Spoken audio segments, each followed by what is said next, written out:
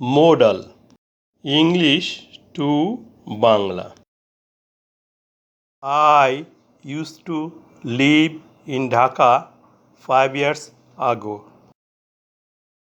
5 বছর পূর্বে আমি ঢাকায় বাস করতাম।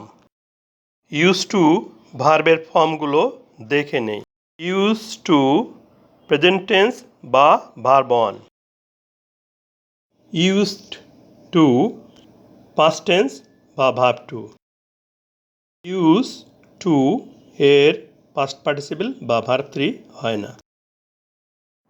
বাংলায় ক্রিয়াপদের শেষে ত, তাম, তেন থাকলে অতীত অভ্যাস বোঝায়। এই বাক্যে বাংলা ক্রিয়াপদের সাথে তাম যুক্ত থাকায় অতীত অভ্যাস বোঝাচ্ছে। এখানে মোডাল উডের পরিবর্তে ইউজ টু কেন ব্যবহৃত হলো ব্যাখ্যা করি। লিভ ভার্বের ফর্মগুলো দেখে নেই। লিভ অর্থ বাস করা, প্রেজেন্ট টেন্স বা verb one. Lived past tense বা verb two. Lived past participle বা ভার্ব থ্রি। লিভ বা বাস করা ভার্বকে অন্য ভার্বের সাথে তুলনা করি। আমি নদীতে সাঁতার কাটতাম। আমি ঘন ঘন সাঁতার কাটতাম এমনটি প্রশ্ন করা যায়। অর্থাৎ সাঁতার কাটতাম বা সুইম একটি রিপিটেড অ্যাকশন। রিপিটেড অ্যাকশন হলে উহার পূর্বে উড বা ইউজ টু যে কোনো একটি ব্যবহার করা যায়। অপরদিকে আমি ঢাকায় বাস করতাম, এখানে ক্রিয়াপদ বাস করতাম।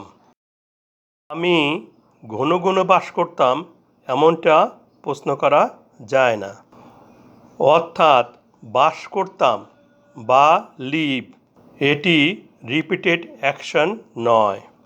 বাস করতাম দ্বারা অতীত স্থির পরিস্থিতি বা অবস্থা ব্যক্ত করে।